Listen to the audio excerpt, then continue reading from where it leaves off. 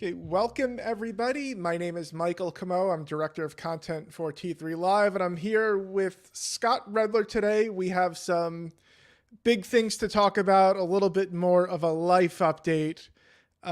Scott's going to be offline for a little while, as if you subscribe to any of his services, we've mentioned he will be out for a little while. We're going to let everybody come in, and then we will get to all the news in Scott Redler land. So, Scott, how are you doing today? Doing all right. I'm doing all right. Just trying to, just before you go away for vacation, you try and button up some loose ends and make sure everything is all tidy. When you know that your routine and your process has to, change a bit. So what do? We adjust and we change according to whatever the circumstances are going to be, or might be, or happen to be, or what's in your control in front of you.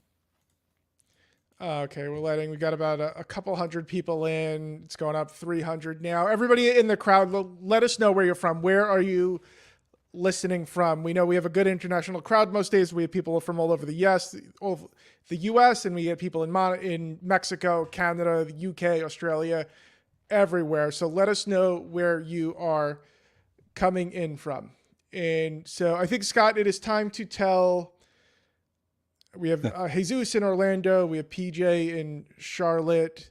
It's, of course, is in Connecticut. Carl is in Canada. I'm in Brooklyn. Scott's in New Jersey. We have Kansas in the house. Okay, all right. So let's get to it. So Scott had a case of poison ivy, and which set him off on a little bit of a journey, where he got some interesting news, to say the least. And Scott will be offline for the next couple of weeks. Not a So, couple of Scott, weeks, maybe 10 days. we're rounding, Scott. We are trying to keep this simple. So we are going to talk about a medical issue, but before we get started, we'll just make it crystal clear, so there's no confusion here. So Scott expects to make a full recovery in a matter of weeks. He'll be offline from tomorrow to Friday, June 7th. Though I know Scott, he's going to somehow make his way back in early and start making trouble the way he always does. So, Scott, why don't you give us the lowdown on what's going on? All right, I figured I would go kind of online with this because everything is always a little bit of a teaching moment. And some people are like, hey, Red Dog, why do you always talk about everything you do? I'm like, because I feel like I do it, and I try and do it in a way that I feel like is responsible, and hopefully people can learn from it. And if people can learn from my mistakes or from my experiences, then I feel like I'm doing a good job out there helping the greater good.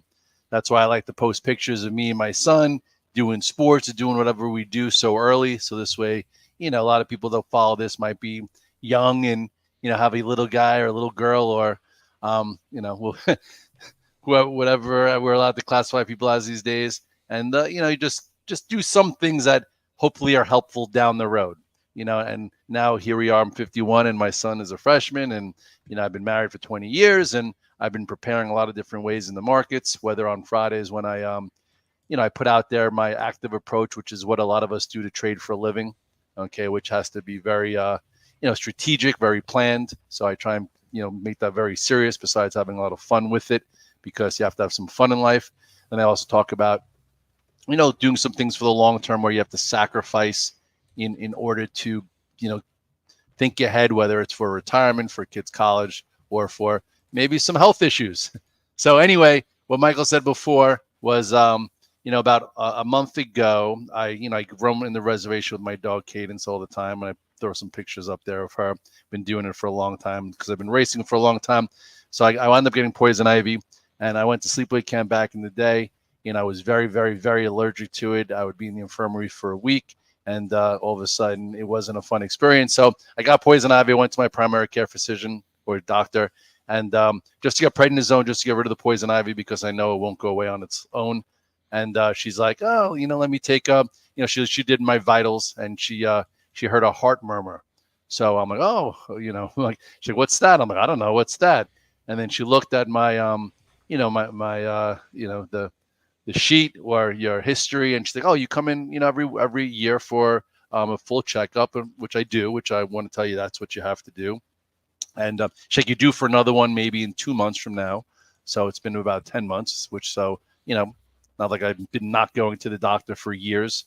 So she's like, I'm going to send you for an echocardiogram. She sent me for an echocardiogram. And actually, it was a pretty funny story. So I'm in the echocardiogram. The guy has the lights off. There's like a black light on flashing. I'm like, what kind of room is this? He's like, well, I used to be a DJ back in the day. I'm like, you were? I'm like, where? He's like, Limelight. I'm like, I used to bartend at at the China Club, at Club USA, you name it. And we knew a lot of the same people. So I'm sitting there, he's like, take your shirt off. I'm like, you tell all the guys that? Anyway, so I'm sitting there. He puts me on my side. He's like, I'm just going to, it's like a sonogram of a baby, but we're doing it of your heart to see where that murmur is. And like right away, he's like, boom. He's like, I see it. He's like, I didn't know a lot about the heart. So it was like, I got like an education. It's almost like when you buy a Jeep, you don't notice a lot of Jeeps, until you have a problem. You don't think about the area, whether it's a disease or whatever it is. So he's like, well, this is what goes on. He's like, your heart has, circular motion of blood flow. It goes counterclockwise through all your different ventricles. There are 4 of them. And there are valves that happen to facilitate the blood flow. I'm like, okay. He's like, well, you see right there, you see, it's like, that's what's causing your murmur. And basically your valve's not closing. And he's like, do you have any symptoms? You have shortness of breath? Are you sweaty? Are you, fatigued? I'm like, no. I'm like, I've been in an ice barrel for 17 months. I've been doing ice barrel videos, sauna ice barrel, I'm like, did I do this? He's like, no, of course you didn't do this. He goes, this is mechanical and this is, hereditary, or it just, some people, sometimes they don't know exactly. He's like, well, there it is. I'm like, well, so I take some meds. He's like, I'm not going to talk to you about it. You should see your cardiologist. I'm like, well, just give it to me. He's like, just see a cardiologist. Like, if you had symptoms, I'd send you upstairs to the emergency room for more, workups. I'm like, ooh. Meanwhile, remember my wife was in Europe. She was in Europe with her best friends in Paris and hanging out. I'm like, I'm not going to tell her, that's not going to go well. I'm not let her go do her trip. Meanwhile, the spies are down 2 points right now.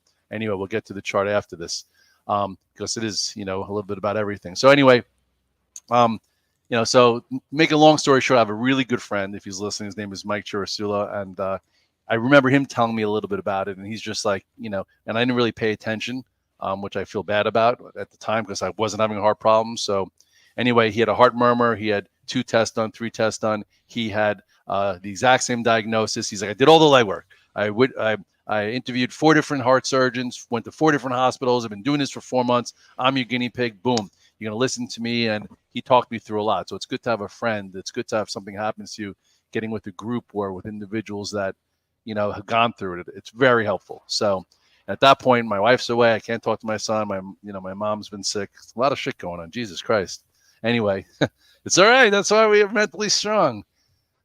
And then, so, he's like, I just had my surgery, on April 15th. He's like, let's sit down and I want to tell you about it. So he told me about it. And he's like, I'm, 10 years older than you, 60 pounds heavier than you. You're going to be fine. So that made me feel better.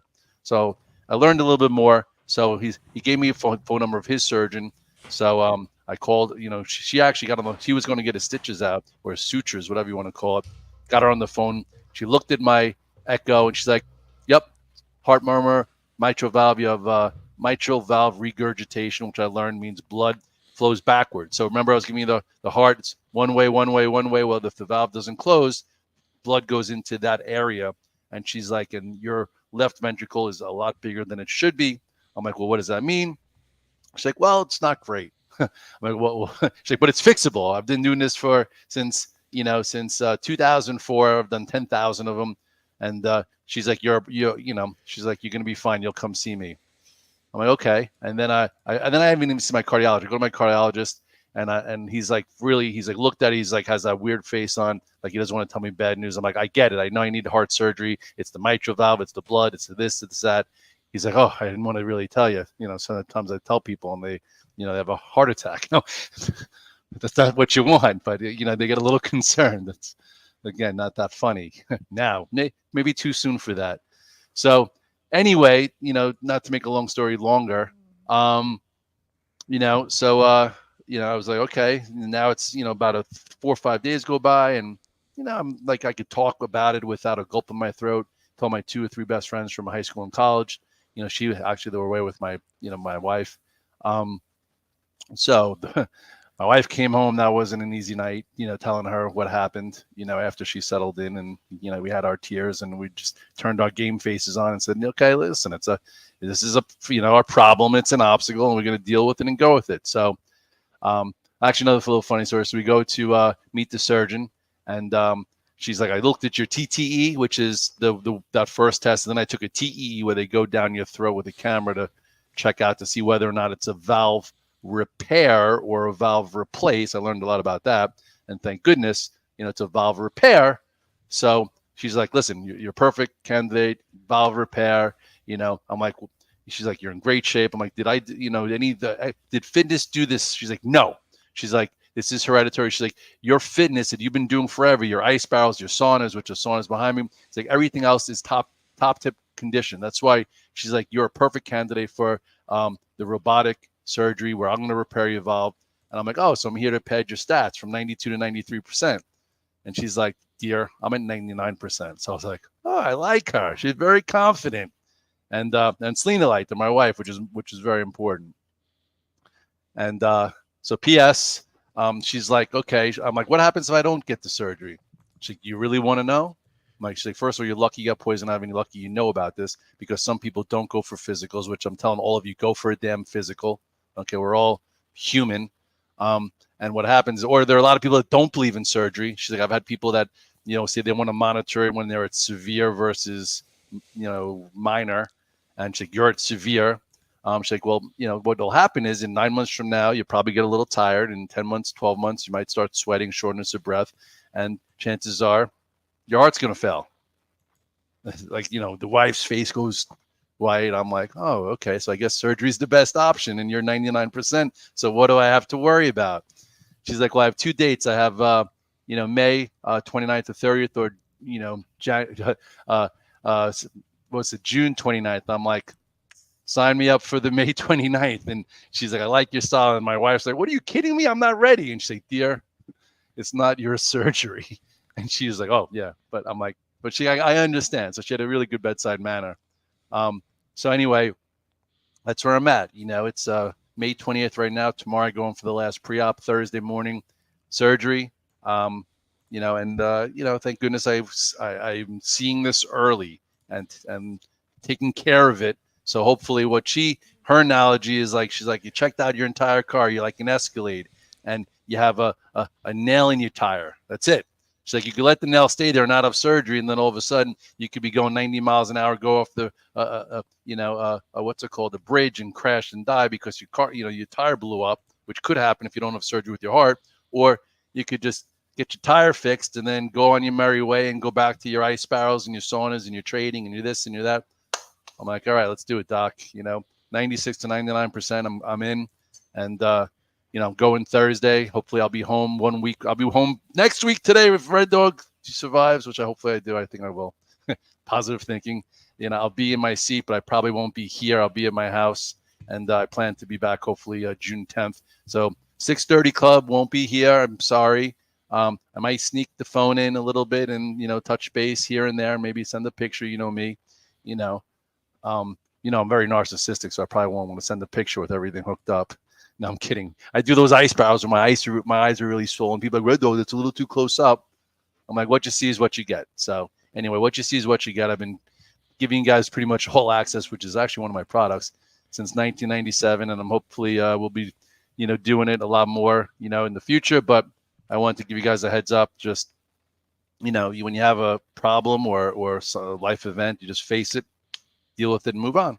And if you haven't gone to the doctor, go to the goddamn doctor. You have no idea what's going on underneath the surface. I have no symptoms, none. I ran 2 hours in the reservation, and the night before I was out with a bunch of friends and literally had no idea anything was going on, except for I wanted some prednisone because I know I'm allergic to poison ivy, and she told me I have a heart murmur, and now I'm going in for heart surgery on Thursday. And that's a mouthful, isn't it? But I appreciate, all the well wishes. It's, it helps. Where are you, Michael? Okay, all right. So Scott, let's give a quick recap to the story, just so everybody. Let's make sure we have all this straight. Okay. Scott basically needs a little plumbing job done in his heart, and he's expected to make a full recovery because, like, as again, like, he should be back in action totally normal within a matter of weeks. He'll be off until June 7th. And, Scott talked about there being like a 96 to 99% success rate. But don't forget, Scott is not an average 51-year-old. He's probably, I'm going to have to turn, I'm going to have to turn Scott off because his ego might get even more out of control. But his health level and fitness levels are way, way above average. So don't jinx me. It's all right. Scott, you already did all the jinxing before with the text messages you sent. Well, we can talk about that later. But yeah, but again, yeah, like Scott he'll be back in 10 days or so. He should be 100%. He has a good prognosis. Whatever it was caught early. And, I'll just read some of the comments we have out here, of course. By the way, can I just interfere for 1 second? Guys, I'm telling you, I haven't told my mom yet. I'm telling my mom today. I told my dad, so that's good. So don't be tweeting at me. She follows one person on Twitter. That's me. So she happens to be playing Mahjong right now, so she's not seeing this. So I'm giving her, I don't want to burden her with this news. So, tomorrow, if you want to say good luck, that's great. But I don't, not today because I wouldn't go down well. You better call her after this, Scott. Okay, yeah. Okay, we have Monica. PJ says, we love you, Red Dog, praying for a full recovery. Get it done, not a problem. You'll crush it. Rex, get it taken care of. You'll be back stronger. Ronald sending his prayers. Yeah, so lots of positive messages out there from all our friends around the world. But yeah, Scott, he should be back 100% in about 10 days. Hopefully he will tell his mom very soon so we don't have to... What if she's listening right now? My phone hasn't rang. My phone would have been ringing off the hook already. By the way, that's me in Cadence. That's it. Yeah. So I told my dad today that was better than telling Chase. But you have to do what you got to do, right? That's what you got to do. Yeah. So someone. Oh, you know what? Someone said again. He's saying 97%. At this point, I've done everything I could do. I'm 51 years old. That's why, again, in those weekly notes with the charts, I'm like, I started my whole life insurance policy when I was 35 and paying a lot of money into it. So, I'm not going to be morbid, but God forbid something happens and I'm the 3 or 1%, my family's taken care of. And if God forbid they say I'm too stressed out, something goes wrong with the heart, I can't trade and I can only write, then I've been paying disability since 35. So I did a lot of things early to prepare for it. God forbid something happens that I'm not expecting. So for you guys, just do whatever you can to prepare ahead by sacrificing so you're in a position that if something fucked up happens. Well, anyway, 1%, so 99%, I should be just fine. So I'll keep just wasting money on those premiums and I'll be back, trading away moving forward. All right, let's get off this. All right, so we're gonna ask everybody, call your priest, call your rabbi, whoever you got, have everybody call in their favors. But guys, yeah. So again, just so there's absolutely no confusion, Scott should make a full recovery in weeks. He'll be back Monday, June 10th. Yeah. Okay. All right. Now we're going to the chart of the spies right here, real quick. All right. We're going to switch topics. Everybody, cheer up. Usually we do this on a Friday. So if you do remember last Thursday, what do we call this candle? The death candle. No, I'm kidding. A bearish engulfing bar that hopefully some of you guys cleaned up some loose positions. And we talked about that candle looking kind of like April 4th. And then you went sideways for a while before. Not saying that's going to happen, just no. So Friday they pushed back before the weekend. And now today we made a lower high. The rally's getting very, very specific. So just make sure, you hedge a little bit, right? Why not? The market's up. I think the S&P was up 10, 11% to start the year. The NASDAQ up even more, up a lot since March of 2022. So be a little specific, be a little bit more tactical. Don't get put in harm's way. I know NVIDIA has been absolutely fantastic, which even in this state, I could toot my own horn a little bit. We've been posting how to play these, pro earnings gaps, and a lot of people wound up taking Nvidia versus 1015. And if you did so, I did so also, which is helping my day today. You've had a big move, another whole gap here. We have options on, which I just created a call spread today. And, we also put on, I actually shorted some 1250s. So I won't know what happened. Tell me on Friday when I wake up. Hopefully it won't be above 1250. So like sometimes they like to mesmerize you with certain stocks going nuts, and they sell a lot of things underneath the surface. Then all of a sudden, the strongest stocks roll over, and then you get a little bit of a corrective phase again. At this point, we're not quite there. Again, the SPYs, lower high. This is a key spot. What you don't want to see is this turn into, a false breakout. Remember the banks, which we talked about, turned into a false breakout right here. You had the XLF make a new high by a day, and then this ascending channel broke, which was a leadership sector. You rallied back to it for 2 days and then got rejected. And then now look at the banks. So what you don't want to see in the SPYs, or you do want to see if you're a bear or you want a correction, because there are people that play things to go down. I actually bought some puts. I bought some 525 puts for not this Friday, next Friday, in case, we want to do another little corrective phase. And no, I'm not putting the blood in the street account to work, like we did here, and we sold it up here. I need a move of 5% or so off the highs, which, somewhere down there. And that's a whole nother place. I'll be back sitting at this desk talking about it, but for now, just be a little careful. You have a lower high, and there are sectors underneath the surface that aren't doing so great. Look at this. The IWM didn't even make a new high like the Qs or the SPYs. Actually just retested this spot here, and is another bearish type day. So small signs to have low gross, low net, because I'm not going to be here to help guide you through it at 6:30 in the morning or on the Alpha team or, in Redler All Access until, whenever that is. And hopefully it'll be soon enough. And that's it. We don't need to go through anything else really with the names. And I might sneak with the phone this weekend, say hello. Maybe I'll tell my wife to say he's alive, no, or not. And we'll go forward from there. Anyway, I appreciate all you guys. It's great having friends around the world. It's good having support. Make sure again you look at things early. Never be scared, and leave things to chance. Take care of your business.